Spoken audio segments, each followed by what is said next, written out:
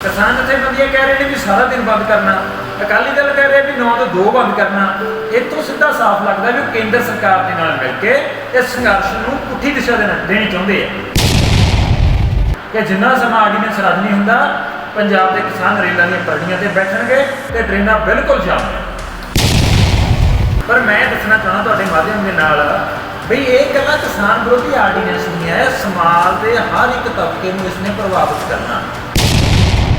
ਅਸੀਂ ਉਹਨਾਂ ਨੂੰ ਕਹਿ ਰਹੇ ਹਾਂ ਵੀ ਜੇ ਤੁਹਾਨੂੰ ਇਹ ਲੱਗਦਾ ਵੀ ਇਹ ਬਿੱਲ ਕਿਸਾਨਾਂ ਦੇ ਪੱਖੀ ਹੈ ਤਾਂ ਤੁਸੀਂ ਚੌਥਾ ਆਰਡੀਨੈਂਸ ਲਿਆਓ ਜਿਹੜਾ ਕਿਸਾਨਾਂ ਨੂੰ ਇਹ ਲੀਗਲ ਰਾਈਟ ਦੇਵੇ ਵੀ ਜਿਹੜੀ ਸਰਕਾਰੀ ਖਰੀਦ ਆ ਉਹ ਕਾਨੂੰਨੀ ਤੌਰ ਤੇ ਹੋਵੇ।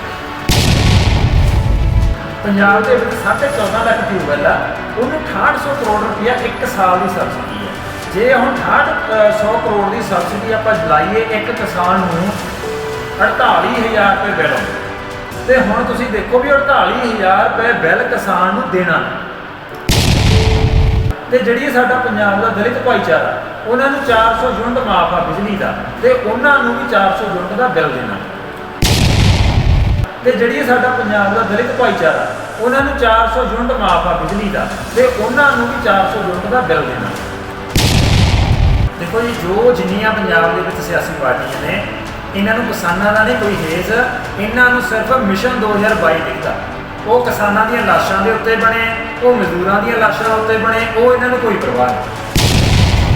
सत श्री अकाल दोस्तों, मैं हाँ कमलजीत सैनी ते तुसी देख रहे हो सच पंजाब दा टीवी। केंद्र सरकार वालों पास किए खेती ऑर्डीनेंसां नूं लैके पूरे देश अंदर बवाल मचिया होया है। किसान जथेबंदियां वालों 25 सितंबर यानी कल नूं पंजाब बंद का सदा दिता होया है ते ਵੱਖ-ਵੱਖ जथेबंदियां वालों किसान जथेबंदियां नूं समर्थन दिता गया इस बंद नूं लैके ते खास तौर पर पंजाब स्टूडेंट यूनियन वालों भी समर्थन है जिहड़ा दिता गया। ते अज साडे नाल विशेष तौर पर पंजाब स्टूडेंट यूनियन दे सूबा प्रधान रणवीर सिंह रंधावा जी मौजूद ने। रंधावा साहब सत श्री अकाल जी। सत श्री अकाल जी। रंधावा साहब जिहड़ा कल नूं पंजाब बंद है उन्होंने लैके किस तरह दी तैयारियां कीतियां जा रही? देखो जी जो पहला कल नूं पंजाब बंद का सद्दा ये पंजाब दीयां 31 किसान जथेबंदियां वालों पंजाब बंद का सद्दा दिता गया, पर यह हुण भारत बंद का सद्दा बन चुके हैं। भारत दीयां लगभग 250 तो उपर जथेबंदियां ने इसनूं ये कहा कि जो सद्दा पंजाब दीयां किसान जथेबंदियां देणगीਆਂ ਅਸੀਂ ਉਹ ਸੱਦਾ ਪੂਰੇ ਭਾਰਤ ਦੇ ਵਿੱਚ ਲਾਗੂ ਕਰਵਾਵਾਂਗੇ। ਕੱਲ ਕਰਨਾਟਕ ਦੇ ਵਿੱਚ ਬਹੁਤ ਵੱਡਾ ਪ੍ਰੋਟੈਸਟ ਹੋਇਆ ਹੈਗਾ, ਤਾਮਿਲਨਾਡੂ ਦੇ ਵਿੱਚ ਪ੍ਰੋਟੈਸਟ ਹੋ ਰਹੇ ਨੇ, ਬੰਗਾਲ ਦੇ ਵਿੱਚ ਹੋ ਰਹੇ ਨੇ। ਹੁਣ ਇਹ ਸੱਦਾ ਪੰਜਾਬ ਬੰਦ ਦਾ ਨਹੀਂ ਰਿਹਾ, ਹੁਣ ਇਹ ਪੂਰੇ ਭਾਰਤ ਬੰਦ ਦਾ ਸੱਦਾ ਬਣ ਚੁੱਕਿਆ ਜੀ। ਤੇ ਉਸ ਦੇ ਲਈ 31 ਕਿਸਾਨ ਜਥੇਬੰਦੀਆਂ ਨੇ ਪੂਰੇ ਪੰਜਾਬ ਨੂੰ ਬੰਦ ਕਰਾਉਣ ਦੇ ਲਈ ਪਿੰਡਾਂ ਦੇ ਵਿੱਚ ਸ਼ਹਿਰਾਂ ਦੇ ਵਿੱਚ ਮੋਟਰਸਾਈਕਲ ਮਾਰਚ ਕੀਤੇ ਨੇ। ਕੱਲੀਆਂ ਦੁਕਾਨਾਂ ਦੇ ਉੱਤੇ ਜਾ ਕੇ ਦੁਕਾਨਦਾਰਾਂ ਨੂੰ ਅਪੀਲ ਕੀਤੀ ਹੈ ਕਿ ਇਹ ਜੋ ਆਰਡੀਨੈਂਸ ਨੇ ਇਹ ਇਕੱਲੇ ਕਿਸਾਨਾਂ ਦੇ ਖਿਲਾਫ ਨਹੀਂ ਪੂਰੇ ਸਮਾਜ ਦੇ ਖਿਲਾਫ ਨੇ। ਇਸ ਕਰਕੇ ਇਹਨਾਂ ਦੇ ਖਿਲਾਫ ਸਾਨੂੰ ਇਕੱਠੇ ਹੋ ਕੇ ਲੜਾਈ ਲੜਨੀ ਚਾਹੀਦੀ ਆ। ਇਸ ਦੇ ਲਈ ਜਿਹੜੇ ਕਿਸਾਨਾਂ ਨੇ ਹੁਣ ਸਾਰੇ ਬਾਜ਼ਾਰਾਂ ਦੇ ਵਿੱਚ ਆੜਤੀ ਐਸੋਸੀਏਸ਼ਨਾਂ ਦੇ ਨਾਲ ਮੀਟਿੰਗ ਕੀਤੀ ਆ ਤੇ ਉਹਨਾਂ ਨੂੰ ਵੀ ਕਿਹਾ ਜਿਹੜਾ ਆਪਣਾ ਕਾਰੋਬਾਰ ਉਹ ਬੰਦ ਰੱਖਣਾ ਹੈਗਾ ਤੇ ਲਗਭਗ ਪੂਰੇ ਪੰਜਾਬ ਨੇ ਇਹ ਸਹਿਮਤੀ ਦਿੱਤੀ ਆ ਵੀ ਕੱਲ ਨੂੰ ਪੂਰਾ ਪੰਜਾਬ ਆ ਜਿਹੜਾ ਬੰਦ ਕੀਤਾ ਜਾਣਾ ਤੇ ਕੱਲ ਨੂੰ ਇੱਕ ਪੂਰਾ ਇਤਿਹਾਸਕ ਦਿਨ ਹੋਊਗਾ ਪੰਜਾਬ ਦੇ ਵਿੱਚ ਜੋ ਇੰਨੇ ਵੱਡੇ ਪੱਧਰ ਤੇ ਜਿਹੜਾ ਬੰਦ ਆ ਉਹ ਕੀਤਾ ਜਾਊਗਾ। ਪਲਾਨ ਕੀ ਆ ਕੱਲ ਦਾ? ਦੇਖੋ ਉਸ ਦੇ ਲਈ ਇਹ ਆ ਵੀ 31 ਕਿਸਾਨ ਜਥੇਬੰਦੀਆਂ ਨੇ ਤੇ ਜੋ ਹੋਰ ਭਰਾਤਰੀ ਜਥੇਬੰਦੀਆਂ ਨੇ ਉਹਨਾਂ ਨੇ ਬਣਾਇਆ ਬਈ ਕੱਲ ਨੂੰ ਸਾਰੇ ਬਾਜ਼ਾਰਾਂ ਨੂੰ ਬੰਦ ਕਰਵਾ ਕੇ ਜੋ ਰੇਲ ਦੀਆਂ ਪਟੜੀਆਂ ਨੇ ਉੱਥੇ ਬੈਠ ਕੇ ਰੇਲਾਂ ਜਾਮ ਕੀਤੀਆਂ ਜਾਣਗੀਆਂ। 24, 25 और 26 3 दिन ਜਿਹੜੀਆਂ ਰੇਲ ਟਰੈਕ ਜਾਮ ਕਰਨੇ ਆ ਤੇ ਜੋ ਸੜਕੀ ਜਾਮ ਆ ਉਹ ਵੀ ਲਾਇਆ ਜਾਣਾਗਾ। ਪਰ ਇਸ ਦੇ ਵਿੱਚ ਅਕਾਲੀ ਦਲ ਵੱਲੋਂ ਕਿਸਾਨਾਂ ਦੇ ਸੰਘਰਸ਼ ਨੂੰ ਠੰਡਾ ਕਰਨ ਦੇ ਲਈ ਉਹਨਾਂ ਨੇ ਵੀ ਬੰਦ ਦੀ ਕਾਲ ਦਿੱਤੀ ਆ, ਪਰ ਉਹਨਾਂ ਨੇ ਜਿਹੜੀ ਕਾਲ ਦਿੱਤੀ ਉਹ 9 ਤੋਂ 2 ਦਿੱਤੀ ਹੈ, ਜਦਕਿ ਕਿਸਾਨ ਜਥੇਬੰਦੀਆਂ ਕਹਿ ਰਹੀਆਂ ਨੇ ਵੀ ਸਾਰਾ ਦਿਨ ਅਸੀਂ ਬੰਦ ਕਰਾਉਣਾ। ਹੁਣ ਜਦੋਂ ਉਹਨਾਂ ਨੇ ਬਾਜ਼ਾਰਾਂ ਦੇ ਵਿੱਚ ਆ ਕੇ ਦੁਕਾਨਦਾਰਾਂ ਨੂੰ ਇਹ ਕਿਹਾ ਵੀ 9 ਵਜੇ ਤੋਂ ਲੈ ਕੇ 2 ਵਜੇ ਤੱਕ ਬੰਦ ਕਰੋ ਤਾਂ ਦੁਕਾਨਦਾਰਾਂ ਦੇ ਵਿੱਚ ਇੱਕ ਭੰਬਲ ਭੂਸਾ ਜਿਹੜਾ ਖੜਾ ਕਰ ਦਿੱਤਾ ਗਿਆ। ਬਿਲਕੁਲ। ਹੁਣ ਉਹ ਪੁੱਛ ਰਹੇ ਨੇ ਵੀ ਬੰਦ ਦੀ ਟਾਈਮਿੰਗ ਕੀ ਹੈ। ਕਿਸਾਨ ਜਥੇਬੰਦੀਆਂ ਕਹਿ ਰਹੇ ਨੇ ਵੀ ਸਾਰਾ ਦਿਨ ਬੰਦ ਕਰਨਾ, ਅਕਾਲੀ ਦਲ ਕਹਿ ਰਿਹਾ ਵੀ 9 ਤੋਂ 2 ਬੰਦ ਕਰਨਾ। ਇਤੋਂ ਸਿੱਧਾ ਸਾਫ਼ ਲੱਗਦਾ ਵੀ ਉਹ ਕੇਂਦਰ ਸਰਕਾਰ ਦੇ ਨਾਲ ਮਿਲ ਕੇ ਇਸ ਸੰਘਰਸ਼ ਨੂੰ ਪੁੱਠੀ ਦਿਸ਼ਾ ਦੇਣੀ ਚਾਹੁੰਦੇ ਆ। ਹੁਣ ਜੇ ਉਹਨਾਂ ਨੇ ਬੰਦ ਦਾ ਸੱਦਾ ਦੇਣਾ ਸੀ 9 ਤੋਂ 2 ਤਾਂ ਇੱਕ ਦਿਨ ਪਹਿਲਾਂ ਦੇ ਲੈਂਦੇ ਜਾਂ ਇੱਕ ਦਿਨ ਬਾਅਦ ਰੱਖ ਸਕਦੇ ਸੀ।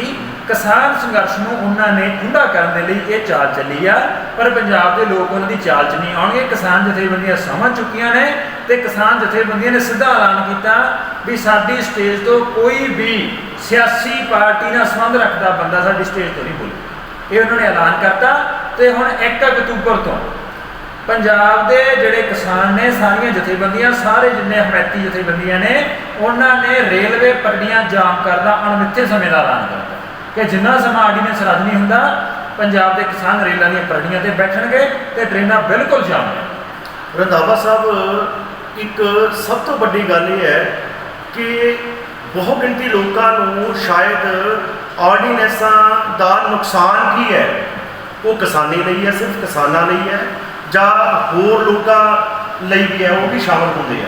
ਇਹਦੇ ਬਾਰੇ ਇੱਕ ਦਰਸ਼ਕਾਂ ਨੂੰ ਪਤਾ ਲੱਗੇ ਕਿ ਆਖਰ ਨੁਕਸਾਨ ਇਹਦਾ ਜੇ ਹੈ ਤਾਂ ਕਿਸਾਨਾਂ ਤੋਂ ਇਲਾਵਾ ਹੋਰ ਹੈ ਕਿਸੇ ਨੂੰ ਜਾਂ ਨਹੀਂ। ਇਹ ਤੁਹਾਡਾ ਬਹੁਤ ਵਧੀਆ ਸਵਾਲ ਆ। ਪਹਿਲਾਂ ਤਾਂ ਇਹ ਜਿਹੜਾ ਕਿਸਾਨ ਵਿਰੋਧੀ ਆਰਡੀਨੈਂਸ ਆ, ਇਸ ਬਾਰੇ ਕਿਸਾਨੀ ਨੂੰ ਵੀ ਪਤਾ ਨਹੀਂ ਸੀ, ਪਰ ਹੁਣ ਕਿਸਾਨ ਜਥੇਬੰਦੀਆਂ ਨੇ ਪਿੰਡਾਂ ਦੇ ਵਿੱਚ ਜਾ ਕੇ ਪ੍ਰੋਗਰਾਮ ਕੀਤੇ ਆ ਤੇ ਹੁਣ ਬਹੁਤੇ ਲੋਕਾਂ ਨੂੰ ਇਹ ਲੱਗ ਰਿਹਾ ਵੀ ਇਹ ਸਿਰਫ ਕਿਸਾਨਾਂ ਦੇ ਵਿਰੋਧੀ ਆਰਡੀਨੈਂਸ ਆ। ਪਰ ਮੈਂ ਦੱਸਣਾ ਚਾਹੁੰਦਾ ਤੁਹਾਡੇ ਮਾਧਿਅਮ ਦੇ ਨਾਲ ਬਈ ਇਹ ਇਕੱਲਾ ਕਿਸਾਨ ਵਿਰੋਧੀ ਆਰਡੀਨੈਂਸ ਨਹੀਂ ਹੈ, ਸਮਾਜ ਦੇ ਹਰ ਇੱਕ ਤਬਕੇ ਨੂੰ ਇਸਨੇ ਪ੍ਰਭਾਵਿਤ ਕਰਨਾ। ਜਿਹੜਾ ਪਹਿਲਾ ਆਰਡੀਨੈਂਸ ਹੈ, ਸਰਕਾਰੀ ਖਰੀਦ ਜਿਹੜੀ ਬੰਦ ਹੋਣੀ ਆ, ਉਸ ਦੇ ਨਾਲ ਜੋ ਝੋਨਾ ਤੇ ਕਣਕ ਹੈ ਉਹਦਾ ਜੋ ਅਕਾਲੀ ਦਲ ਕਹਿ ਰਿਹਾ ਜਾਂ ਬੀਜੇਪੀ ਕਹਿ ਰਹੀ ਹੈ ਵੀ MSP ਵੀ ਖਤਮ ਕਰਾਂਗੇ, MSP ਦਾ ਖਤਮ ਹੋਣਾ ਹੀ ਨਹੀਂ, MSP ਰਹਿਣਾ ਪਰ ਸਰਕਾਰੀ ਖਰੀਦ ਨਹੀਂ ਰਹਿਣੀ ਹੈ। ਅਸੀਂ ਉਹਨਾਂ ਨੂੰ ਕਹਿ ਰਹੇ ਹਾਂ ਵੀ ਜੇ ਤੁਹਾਨੂੰ ਇਹ ਲੱਗਦਾ ਵੀ ਇਹ ਬਿੱਲ ਕਿਸਾਨਾਂ ਦੇ ਪੱਖੀ ਹੈ ਤਾਂ ਤੁਸੀਂ ਚੌਥਾ ਆਰਡੀਨੈਂਸ ਲਿਆਓ ਜਿਹੜਾ ਕਿਸਾਨਾਂ ਨੂੰ ਇਹ ਲੀਗਲ ਰਾਈਟ ਦੇਵੇ ਬਈ ਜਿਹੜੀ ਸਰਕਾਰੀ ਖਰੀਦ ਆ ਉਹ ਕਾਨੂੰਨੀ ਤੌਰ ਤੇ ਹੋਵੇ। ਕਿਸਾਨਾਂ ਨੂੰ ਲੀਗਲ ਰਾਈਟ ਨਹੀਂ ਹੈਗਾ ਫਸਲ ਖਰੀਦਣ। ਹੁਣ ਇਹਦੇ ਪਹਿਲੇ ਪੜਾਅ ਦੇ ਵਿੱਚ ਕੀ ਹੋਣਾ ਕਿ 2-3 ਸਾਲ ਪ੍ਰਾਈਵੇਟ ਕੰਪਨੀਆਂ ਨੇ ਤੁਹਾਡੀ ਜਿਹੜੀ ਫਸਲ ਆ ਉਹ ਵੱਧ ਰੇਟ ਤੇ ਖਰੀਦਣੀ ਹੈ, ਕਿਉਂਕਿ ਜਦੋਂ ਮੰਡੀ ਦੇ ਵਿੱਚ ਕੋਈ ਫਰਮ ਜਾ ਕੇ ਜਾਂ ਕੋਈ ਵੀ ਆੜ੍ਹਤੀ ਫਸਲ ਖਰੀਦਦਾ ਤਾਂ ਉਸ ਨੂੰ 8.5% ਉੱਥੇ ਟੈਕਸ ਦੇਣਾ ਪੈਂਦਾ। ਉਹ 1 ਕੁਆਂਟਲ ਮਗਰ 175 ਰੁਪਏ ਬਣਦੇ ਆ। ਤੇ ਜਿਹੜੀ ਪ੍ਰਾਈਵੇਟ ਕੰਪਨੀ ਨੇ ਫਸਲ ਖਰੀਦਣੀ ਆ ਉਸ ਨੂੰ ਕੰਪਨੀ ਨੇ, ਸਰਕਾਰ ਨੇ ਜਿਹੜੇ ਆਰਡੀਨੈਂਸ ਬਣਾਇਆ ਉਹਦੇ ਵਿੱਚ ਕੰਪਨੀ ਨੂੰ ਕਹਿਤਾ ਤੁਹਾਨੂੰ ਉਹ ਟੈਕਸ ਦੇਣ ਦੀ ਲੋੜ 175 ਰੁਪਏ ਦਾ ਟੈਕਸ ਨਹੀਂ ਦੇਣਾ ਤੇ ਉਹਨੂੰ ਇੱਕ ਆਧਾਰ ਕਾਰਡ ਚਾਹੀਦਾ ਕਿ ਪੈਨ ਕਾਰਡ ਚਾਹੀਦਾ ਤੇ ਉਹ ਕਿਤੇ ਵੀ ਜਾ ਕੇ ਕਿਸਾਨ ਦੇ ਖੇਤ ਦੇ ਵਿੱਚੋਂ ਫਸਲ ਖਰੀਦ ਸਕਦਾ। ਹੁਣ ਉਹਨੇ 175 ਰੁਪਏ ਜਿਹੜੇ ਬਚਾਏ ਨੇ ਟੈਕਸ ਤੋਂ, ਉਹ ਕਿਸਾਨ ਨੂੰ ਕਹੂਗਾ ਵੀ ਮੈਂ ਤੈਨੂੰ 100 ਰੁਪਏ ਵੱਧ ਦੇਣਾ। ਜੇ ਕਣਕ ਦਾ ਰੇਟ 1925 ਉਹ 2025 ਦੇਊਗਾ ਕਿਸਾਨ ਨੂੰ, ਤਾਂ ਕਿਸਾਨ ਨੂੰ ਲੱਗਣਾ ਮੇਰੀ ਘਰ ਦੇ ਵਿੱਚੋਂ ਫਸਲ ਚੈੱਕ ਹੋ ਰਹੀ ਹੈ, ਮੈਨੂੰ ਮੰਡੀ 'ਚ ਜਾਣਾ ਨਹੀਂ ਪੈਂਦਾ ਤੇ ਇਹ ਸਿਸਟਮ ਬਹੁਤ ਵਧੀਆ। ਤਾਂ ਇਸੇ ਦੇ ਵਿੱਚ ਸਰਕਾਰ ਨੇ ਜਦੋਂ ਦੇਖਣਾ ਵੀ ਕਿਸਾਨ ਮੰਡੀਆਂ 'ਚ ਫਸਲ ਲੈ ਕੇ ਨਹੀਂ ਆ ਰਹੇ ਤਾਂ ਉਹਨਾਂ ਨੇ ਇਹ ਕਹਿਣਾ ਵੀ ਮੰਡੀਆਂ 'ਚ ਕਿਸਾਨ ਨਹੀਂ ਫਸਲ ਲੈ ਕੇ ਆ ਰਹੇ, ਇਸ ਕਰਕੇ ਅਸੀਂ ਮੰਡੀ ਬੰਦ ਕਰ ਰਹੇ ਹਾਂ। ਜਿਵੇਂ ਇਹਨਾਂ ਨੇ ਸਕੂਲਾਂ ਦੇ ਮਾਮਲੇ 'ਚ ਕਿਹਾ, ਪੰਜਾਬ 'ਚ 800 ਸਰਕਾਰੀ ਸਕੂਲ ਬੰਦ ਕੀਤਾ ਸਰਕਾਰ ਨੇ। ਉਹਨਾਂ ਨੇ ਇਹ ਥੋੜ੍ਹਾ ਕਿਹਾ ਵੀ ਅਸੀਂ ਬੱਚਿਆਂ ਨੂੰ ਪੜ੍ਹਾਉਣਾ ਨਹੀਂ ਚਾਹੁੰਦੇ, ਉਹਨਾਂ ਨੇ ਇਹ ਕਿਹਾ ਵੀ ਬੱਚੇ ਨਹੀਂ ਸਕੂਲ ਜਾ ਰਹੇ, ਸਕੂਲਾਂ ਦੇ ਵਿੱਚ ਬੱਚੇ ਐਡਮਿਸ਼ਨ ਨਹੀਂ ਲੈ ਰਹੇ, ਇਸ ਕਰਕੇ ਸਕੂਲ ਬੰਦ ਕਰ ਰਹੇ ਹਾਂ। ਇੱਦਾਂ ਹੀ ਉਹਨਾਂ ਨੇ ਮੰਡੀਆਂ ਬਾਰੇ ਕਰਨਾ ਬਈ ਮੰਡੀਆਂ ਦੇ ਵਿੱਚ ਕਿਸਾਨ ਨਹੀਂ ਆ ਰਹੇ, ਇਸ ਕਰਕੇ ਮੰਡੀ ਬੰਦ ਆ। ਹੁਣ ਪੰਜਾਬ ਸਰਕਾਰ ਨੂੰ ਇਸ ਸਾਲ 4000 ਕਰੋੜ ਰੁਪਈਆ ਟੈਕਸ ਇਕੱਠਾ ਹੋਇਆ ਸੀ ਮੰਡੀਆਂ ਤੋਂ। ਉਹ ਜਿਹੜਾ ਪੰਜਾਬ ਦੀ ਡਿਵੈਲਪਮੈਂਟ ਤੇ ਲੱਗਿਆ, ਪਿੰਡਾਂ ਦੀਆਂ ਪੰਚਾਇਤਾਂ ਨੂੰ ਗਿਆ ਹੈਗਾ ਤੇ ਉਹ ਬਿਲਕੁਲ ਖਤਮ ਹੋ ਜਾਣਾ। ਪਿੰਡਾਂ ਦੇ ਲਿੰਕ ਰੋਡ ਨਹੀਂ ਬਣਨੇ ਹੈਗੇ, ਪਿੰਡਾਂ ਦੀਆਂ ਪੰਚਾਇਤਾਂ ਨੂੰ ਕੋਈ ਗ੍ਰਾਂਟ ਨਹੀਂ ਆਉਣੀ। ਜੋ ਦੂਜਾ ਆਰਡੀਨੈਂਸ ਆ ਜਿਹੜੇ ਮੱਧ ਵਰਗ ਨੂੰ, ਮਿਡਲ ਕਲਾਸ ਨੂੰ ਲੱਗਦਾ ਵੀ ਇਹਦਾ ਕਿਸਾਨਾਂ ਦੇ ਵਿਰੋਧੀ ਆਰਡੀਨੈਂਸ ਆ, ਜਿਹੜਾ ਦੂਸਰਾ ਆਰਡੀਨੈਂਸ ਆ ਉਹ ਮਿਡਲ ਕਲਾਸ ਨੂੰ ਪ੍ਰਭਾਵਿਤ ਕਰੂਗਾ। ਇਸ ਦੇ ਵਿੱਚ ਕੀ ਹੈ, ਇਹਦੇ ਵਿੱਚ ਉਹਨਾਂ ਨੇ ਜਿੰਨੀਆਂ ਖੇਤੀ ਦੇ ਵਿੱਚ ਚੀਜ਼ਾਂ ਪੈਦਾਵਾਰ ਹੁੰਦੀ ਆ ਉਹਨੂੰ ਜ਼ਰੂਰੀ ਵਸਤਾਂ ਦੇ ਵਿੱਚੋਂ ਬਾਹਰ ਕਰਤਾ। ਕਣਕ, ਝੋਨਾ, ਚਾਵਲ, ਪਿਆਜ਼, ਆਲੂ, ਇਹ ਹੁਣ ਜ਼ਰੂਰੀ ਵਸਤਾਂ 'ਚੋਂ ਬਾਹਰ ਹੋ ਗਏ। ਅੱਗੇ ਕੀ ਹੁੰਦਾ ਸੀ ਕਿ ਮੰਨ ਲਓ ਪਿਆਜ਼ ਦਾ ਰੇਟ 200 ਰੁਪਏ ਕਿਲੋ ਹੋ ਗਿਆ ਤਾਂ ਜਿਹੜੀ ਸਰਕਾਰ ਦੇ ਅਫਸਰ ਸੀ ਉਹ ਗੋਦਾਮਾਂ ਦੇ ਵਿੱਚ ਜਾ ਕੇ ਰੇਡ ਕਰਦੇ ਸੀ ਵੀ ਕਿਹੜੇ ਬੰਦਿਆਂ ਨੇ ਜ਼ਖੀਰੇਬਾਜ਼ੀ ਕੀਤੀ ਹੋਈ ਹੈ। ਉਹਨਾਂ ਦਾ ਪਿਆਜ਼ ਫੜ ਕੇ ਮਾਰਕੀਟ ਦੇ ਵਿੱਚ ਲਿਆਉਂਦੇ ਸੀ ਤਾਂ ਜੋ ਪਿਆਜ਼ ਦਾ ਭਾਅ ਨੀਚੇ ਆਵੇ, ਸਟਾਕ ਕੀਤਾ ਹੋਇਆ ਮਾਲ। ਤਾਂ ਹੁਣ ਕੀ ਹੋਣਾ, ਹੁਣ ਉਸ ਆਰਡੀਨੈਂਸ ਦੇ ਵਿੱਚ ਇਹੀ ਪਰਮਿਸ਼ਨ ਦਿੱਤੀ ਕਿ ਚਾਹੇ ਤੁਸੀਂ ਪਿਆਜ਼ ਦਾ ਭਾਅ 10,000 ਰੁਪਏ ਕਿਲੋ ਹੋਵੇ, ਕੋਈ ਵੀ ਅਫਸਰ ਜਾ ਕੇ ਕਿਸੇ ਗੋਦਾਮ ਦੇ ਵਿੱਚ ਰੇਡ ਕਰਕੇ ਫੜ ਨਹੀਂ ਸਕਦਾ, ਜਿੰਨਾ ਮਰਜ਼ੀ ਰੱਖੇ।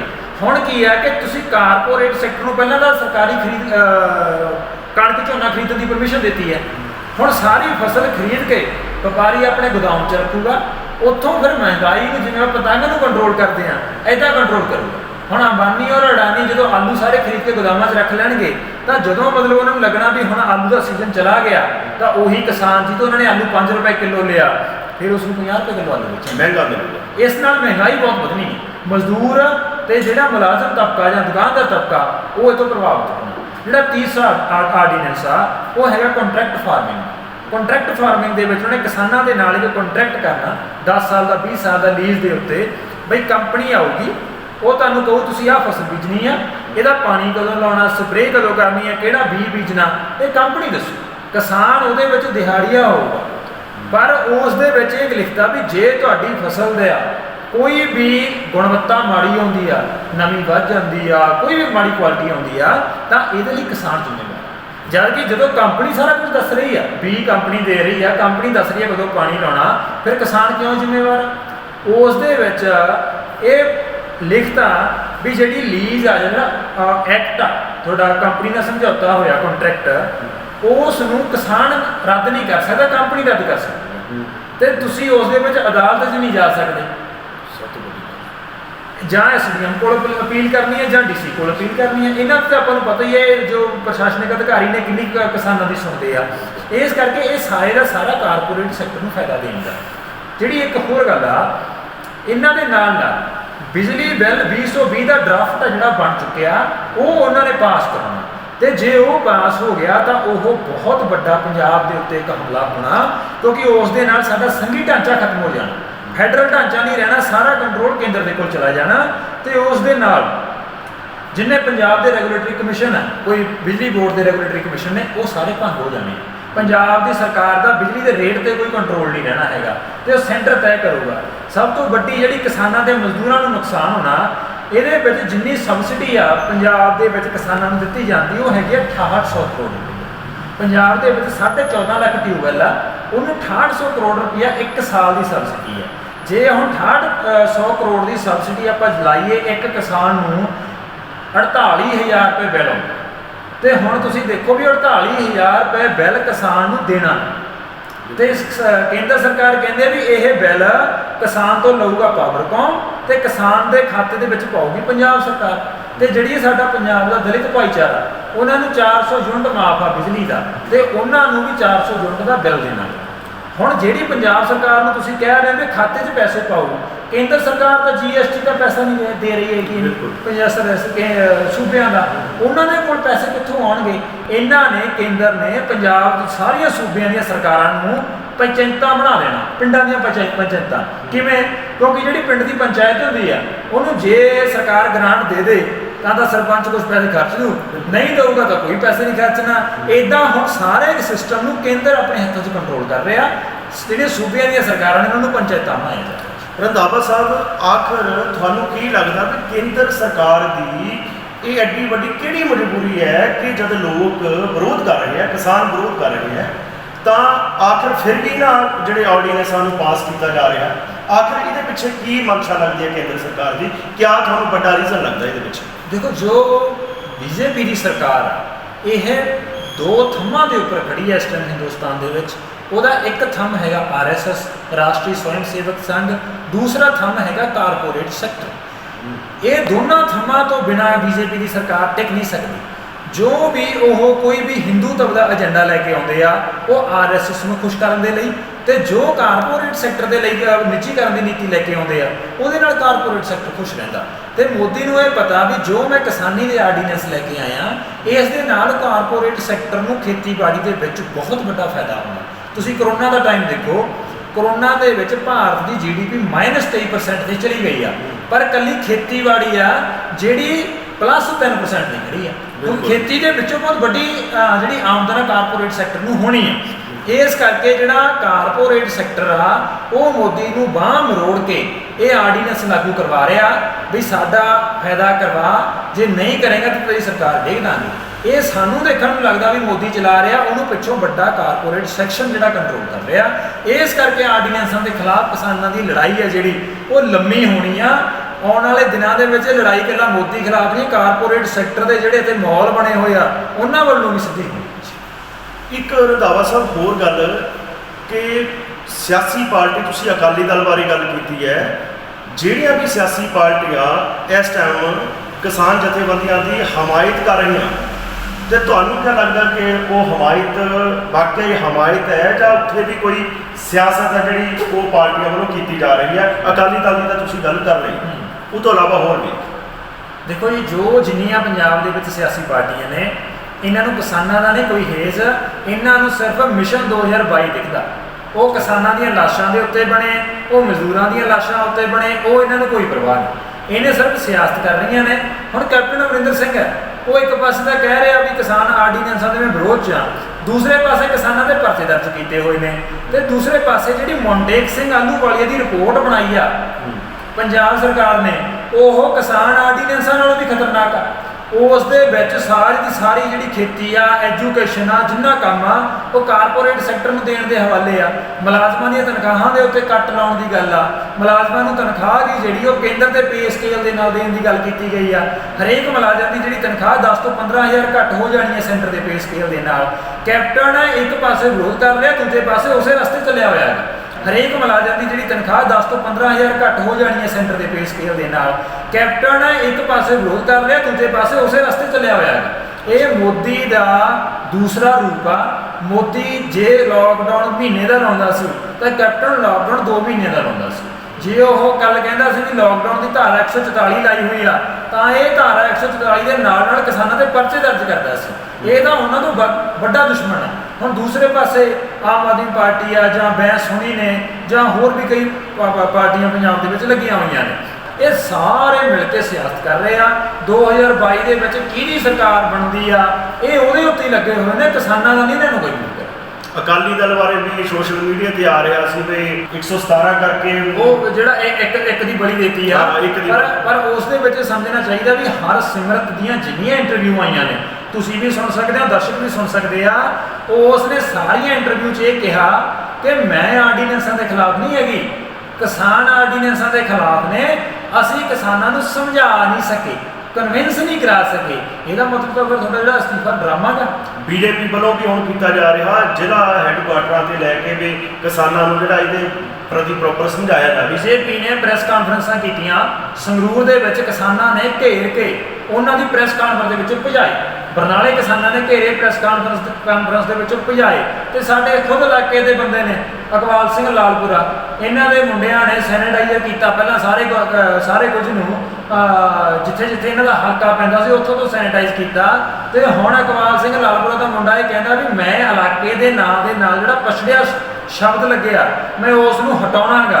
ਪਰ ਦੂਸਰੇ ਪਾਸੇ ਜਿਹੜਾ ਇਹਨਾਂ ਦਾ ਬਾਪੂ ਆ, ਉਹ ਕੱਲ ਬੀਜੇਪੀ ਦੀ ਪ੍ਰੈਸ ਕਾਨਫਰੰਸ 'ਚ ਬੈਠਾ ਗਾ, ਤੇ ਉੱਥੇ ਕਹਿ ਰਿਹਾ ਵੀ ਆਰਡੀਨੈਂਸ ਸਹੀ ਨੇ, ਕਿਸਾਨਾਂ ਨੂੰ ਫਾਇਦਾ ਹੋਣਾ, ਤੁਸੀਂ ਕਿਸਾਨਾਂ ਨੂੰ ਉਜਾੜ ਕੇ ਕਿਵੇਂ ਪਛੜੇ ਹੋਏ ਇਲਾਕੇ ਦਾ ਸ਼ਬਦ ਹਟਾ ਦੋਗੇ। ਇਹ ਸਾਰੀ ਡਰਾਮੇਬਾਜ਼ੀ ਇਹਨਾਂ ਦੀ। ਰੰਧਾਵਾ ਸਾਹਿਬ, ਲਗਭਗ ਇਹ ਕਾਨੂੰਨ ਬਣੇ ਚੁੱਕਿਆ, ਔਰ ਇੱਕ ਪਾਸੇ ਕੇਂਦਰ ਦੀ ਸਰਕਾਰ ਲਗਭਗ ਵਜਿੱਦ ਹੈ ਤੇ ਦੂਜੇ ਪਾਸੇ ਕਿਸਾਨ ਸੰਘਰਸ਼ਾਂ ਲਈ ਵਜਿੱਦ ਹੋ ਚੁੱਕੀ ਹੈ।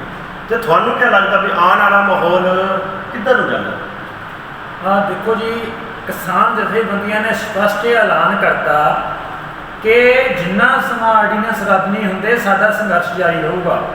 ਦੂਸਰੇ ਨੰਬਰ ਤੇ ਜਿਹੜਾ ਕਾਰਪੋਰੇਟ ਸੈਕਟਰ 'ਚ ਪੰਜਾਬ ਦੇ ਵਿੱਚ ਖਰੀਦ ਕਰਨਾ ਹੋਣਾ, ਤੇ ਕਿਸਾਨਾਂ ਨੇ ਇਹ ਵੀ ਐਲਾਨ ਕੀਤਾ ਕਿ ਉਹਨਾਂ ਨੂੰ ਪੰਜਾਬ 'ਚ ਵੜਨ ਨਹੀਂ ਦੇਵਾਂਗੇ। ਆ ਜਿਹੜੇ ਕਾਰਪੋਰੇਟ ਸੈਕਟਰ ਦੇ ਬਣੇ ਹੋਏ ਨੇ ਗੋਦਾਮ ਗਦੂਮ ਇੱਥੇ ਆ ਡੁਗਰੂ ਦੇ ਵਿੱਚ, ਅੰਬਾਨੀ ਦਾ ਜਾਂ ਅਡਾਨੀ ਦੇ, ਇਹਨਾਂ ਸਾਰਿਆਂ ਨੂੰ ਕਿਸਾਨਾਂ ਨੇ ਭੰਨਣਾ। ਇੱਥੇ ਕੋਈ ਉਹਨਾਂ ਦਾ ਗੋਦਾਮ ਨਹੀਂ ਰਹਿਣ ਦੇਣਾ ਹੈਗਾ। ਪੰਜਾਬ ਦੇ ਲੋਕਾਂ ਨੇ ਕੁੱਟ ਕੇ ਭਜਾਉਣਗੇ ਉਹਨਾਂ ਨੂੰ। ਦੂਸਰਾ ਹੈਗਾ ਜਿਹੜੇ ਬੀਜੇਪੀ ਦੇ ਪੰਜਾਬ ਦਾ ਪ੍ਰਧਾਨ ਹੈ ਜਾਂ ਜ਼ਿਲ੍ਹੇ ਦਾ ਪ੍ਰਧਾਨ, ਕਿਸਾਨ ਜਥੇਬੰਦੀਆਂ ਨੇ ਐਲਾਨ ਕਰਤਾ ਵੀ ਇਹਨਾਂ ਨੂੰ ਕਾਲੇ ਝੰਡੇ ਦਿਖਾਉਣੇ ਆ, ਇਹਨਾਂ ਦੇ ਘਰਾਓ ਕਰਨੇ ਆ। ਇਹ ਜਿਹੜਾ ਪੰਜਾਬ ਦੇ ਵਿੱਚ ਸੰਘਰਸ਼ ਆ, ਇਹ ਹੁਣ ਪੂਰੇ ਹਿੰਦੁਸਤਾਨ 'ਚ ਫੈਲੂਗਾ, ਤੇ ਮੋਦੀ ਸਰਕਾਰ ਦੇ ਕਫਨ ਦੇ ਵਿੱਚ ਆਖਰੀ ਕਿੱਲ ਸਾਬਤ ਹੋਣਾ ਇਹ ਸੰਘਰਸ਼। ਸੋ ਇਹ ਸਨ ਸਾਡੇ ਨਾਲ ਰੰਧਾਵਾ ਸਾਹਿਬ। ਹੁਣ ਇੱਕ ਪਾਸੇ ਸੰਘਰਸ਼ ਹੈ, ਦੂਜੇ ਪਾਸੇ ਸਰਕਾਰ ਜਿਹੜੀ ਹੈ ਉਹ ਵਜਿੱਦ ਹੈ ਇਹਨਾਂ ਆਰਡੀਨੈਂਸਾਂ ਨੂੰ ਰੱਦ ਨਾ ਕਰਨ ਦੇ ਲਈ। ਤੇ ਹੁਣ ਇਹ ਆਉਣ ਵਾਲਾ ਸਮਾਂ ਹੀ ਦੱਸੇਗਾ ਕਿ ਕਿਸਾਨਾਂ ਦਾ ਸੰਘਰਸ਼ ਹੈ ਇਹ ਕਿਸ ਰੁਖ ਵੱਲ ਜਾਂਦਾ, ਤੇ ਸਰਕਾਰ ਦਾ ਆਉਣ ਵਾਲੇ ਸਮੇਂ ਦੇ ਵਿੱਚ ਰੁਖ ਕਿਸ ਦਿਸ਼ਾ ਵੱਲ ਜਾਂਦਾ ਹੈ।